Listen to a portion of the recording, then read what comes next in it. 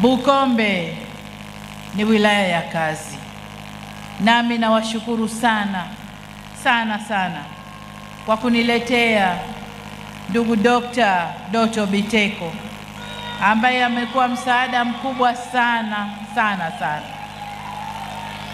Amekuwa msaada mkubwa sana kwa serikali. Amekuwa msaidizi wangu wa karibu sana. Amenisaidia mambo mengi sana katika kusimamia shughuli za maendeleo, na amefanya kubwa kazi sana kama waziri wa nishati na naibu waziri mkuu. Lakini hata hapa leo ameyasema yote ambayo ningeyasema.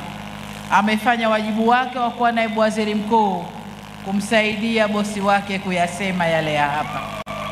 Kwa hiyo ameyasema yote, ndugu zangu.